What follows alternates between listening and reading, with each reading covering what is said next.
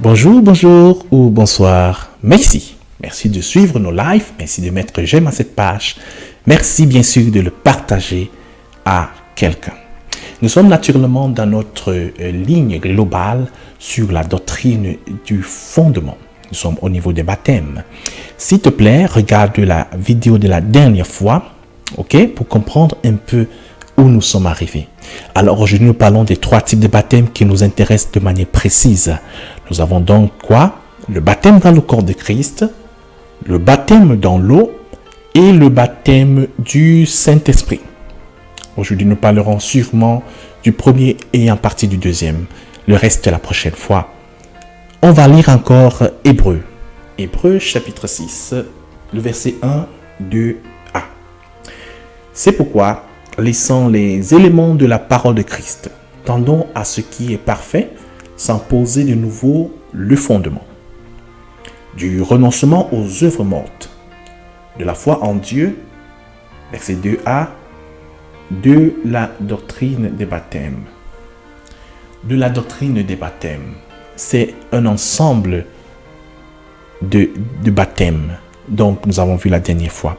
Alors, quand nous parlons du baptême dans le corps de Christ, on se réfère à un verset biblique qui est, on peut lire dans 1 Corinthiens chapitre 12, verset 13, où l'apôtre Paul dit que nous avons tous été baptisés dans un même dans un esprit, voilà, dans un même corps. Nous avons tous été baptisés dans l'esprit, dans un même corps. En fait, c'est pas le baptême dans le Saint-Esprit, mais c'est le baptême par l'esprit dans le corps. Voilà, c'est à mieux compris.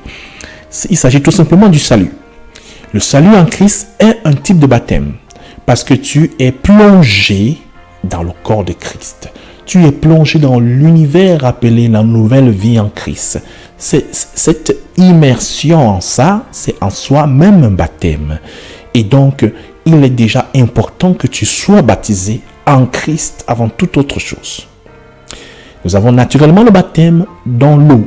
L'eau profonde, l'eau par immersion. Nous avons vu la dernière fois que la parole baptême veut dire simplement immerger. Donc, c'est pas plus que ça. Donc, c'est simplement une répétition dit baptême par immersion. Donc, alors, le baptême dans l'eau, c'est suffisant de le dire, et c'est que tu es plongé dans l'eau. Et si tu ne l'as pas encore fait, tu dois le faire.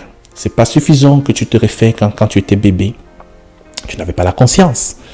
Et c'est inutile aussi regarder un baptême que tu as fait sans être plongé. C'est simplement pas la définition même de la parole. Nous avons le baptême dans le Saint-Esprit. Nous toucherons la prochaine fois. Voilà, si donc tu n'es pas encore baptisé, baptise-toi. Mais d'ailleurs, si tu n'es pas encore baptisé dans le corps de Christ, c'est encore plus important. Tu as besoin de recevoir Jésus dans ta vie comme ton Seigneur et ton Sauveur. Tu as besoin qu'il tienne ta main et qu'il t'amène en lui.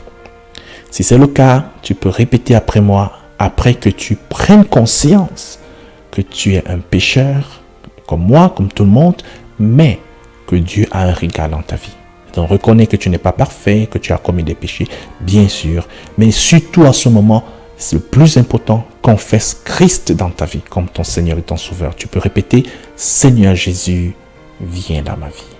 Je te reçois maintenant comme mon Seigneur et mon Sauveur.